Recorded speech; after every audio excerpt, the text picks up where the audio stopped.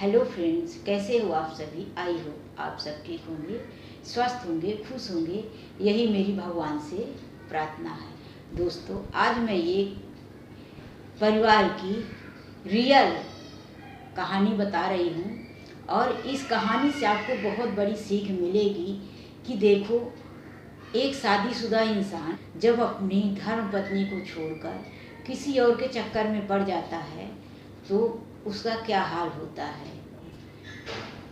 आप मान लीजिए मुंबई शहर की ही बात है, या कि आप किसी बड़े शहर के लिए लीजिए, क्योंकि मैं बता रही हूँ कि यहाँ नाम शहर और ये नहीं बता रही हूँ। तो एक शादीशुदा परिवार रहता है और अच्छा परिवार रहता है, पति पत्नी में बहुत अच्छा प्यार रहता है और उनका एक 7-8 साल का बच्चा भी रहता है।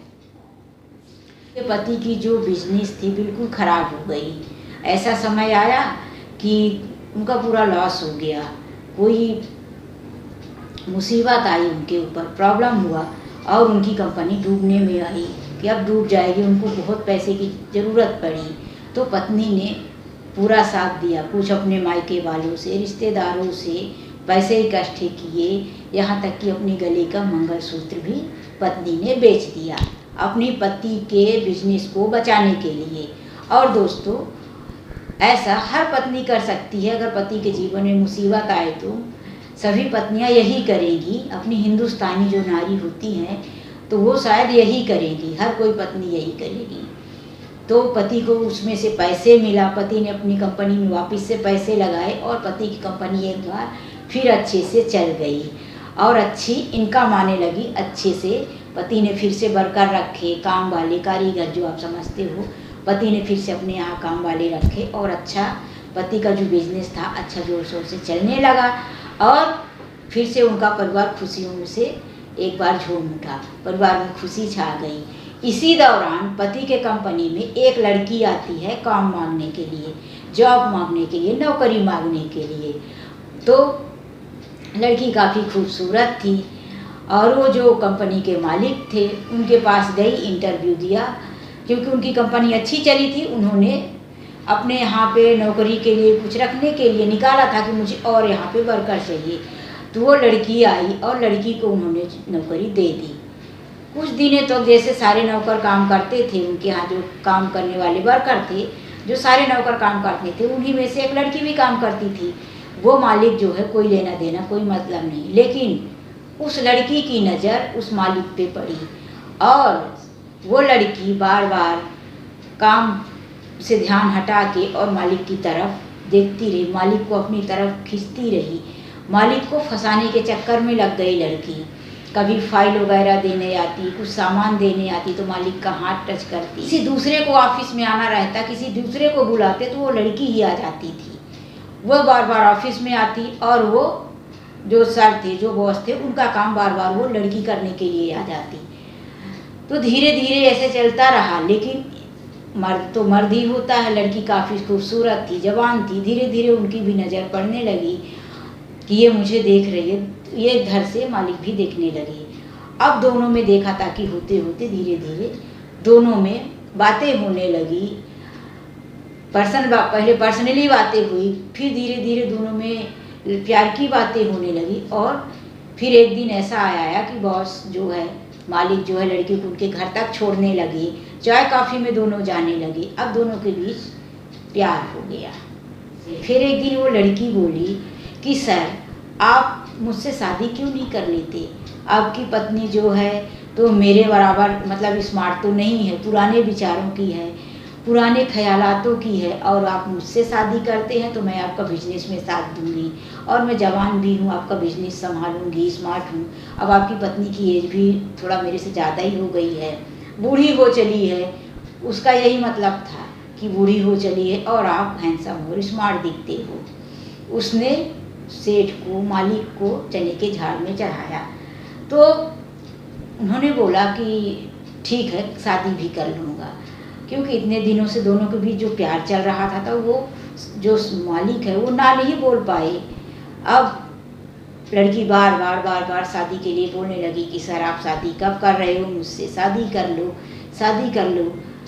तो ठीक है, वो मान तो गए कि चलो शादी की डेट फिक्स करते हैं, शादी करते हैं, कर लेंगे शादी।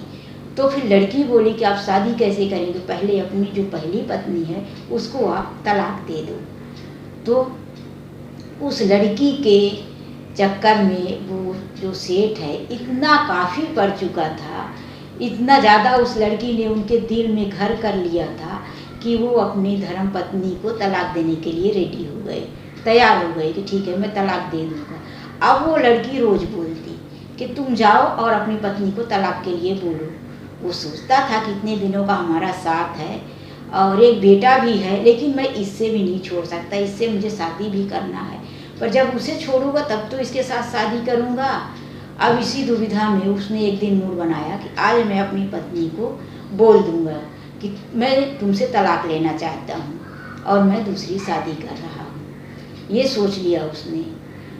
और उसी दौरान एक घटना घटी। जो पत्नी है, जो सेठ की पत्नी की अचानक से तबीयत खराब हो गई और पत्नी डॉक्टर के पास गई, पति को बिना बताए। पत्नी ने सोचा कि मैं इनको बताऊंगी कि मेरी तबीयत खराब है तो ये थोड़ा परेशान हो जाएंगे। डॉक्टर ने ब्लड टेस्ट किया तो बोला कि काफ़ी टाइम से ये हो रहा है, आपको ब्लड कैंसर हो गया है का।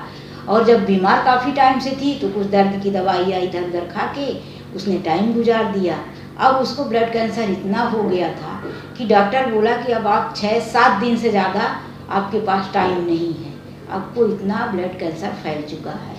पत्नी घर पे आई और सोचने लगी कि अब मैं अपने पति को किस मुंह से बताऊंगी।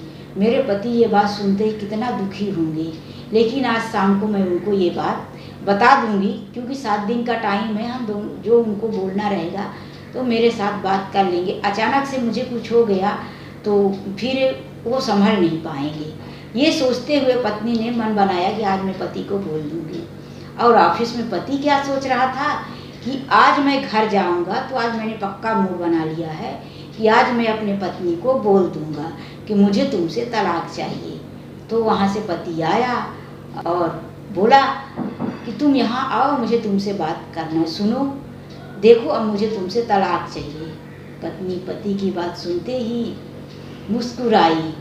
उसे बिल्कुल भी झटका नहीं लगा, उसे बिल्कुल भी अफसोस नहीं हुआ, क्योंकि उसे पहले से ही पता था कि मेरे पास टाइम कम है, अब मुझे जीना ही कितने दिन है। तो उसने कहा कि ठीक है, मैं आपको तलाक दे दूंगी खुशी से, मुझे कोई एतराज़ नहीं है, लेकिन आपको मेरे साथ 7 दिन उसी तरह से रहना पड़ेगा जिस तरह से आप मुझसे पहले रहते थे, मेरे साथ मेरे से अच्छे से प्यार से रहते थे।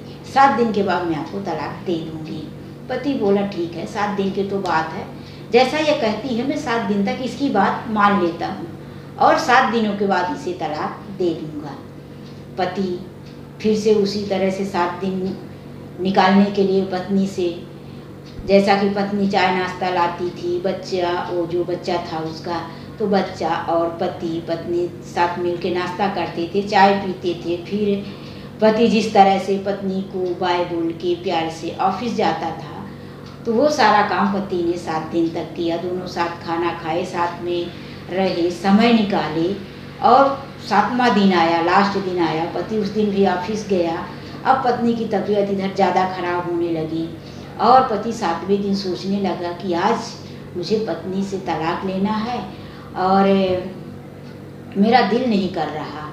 और उसे किसी से पता चला उसी दिन ऑफिस जाते ही कि जिस लड़की से वो शादी करने के लिए तैयार है, वो लड़की इसी तरह से कितने ऐसे अमीरों को लूट चुकी है, उसका ये धंधा ही है। उसे पता भी चला इस बात का तो कब चला, बहुत लेट हो चुकी थी। पति उस दिन सोचा कि मुझसे बहुत बड़ी भूल हो गई, मैं देवी जैसे पत्नी को आज तलाक देने वाला हूँ। मेरी पत्नी ने मेरे लिए सब गले का मंगलसूत्र एक एक करके कुछ भी नहीं रखा, उसने जेवर की लालच नहीं की, सब कुछ मेरे लिए बेच दिया, मेरे बिजनेस के लिए बेच दिया। और आज ये बिजनेस खराब हुआ तो मैं उसे तलाक दे रहा हूँ, मैं उसे धोखा दे रहा हूँ।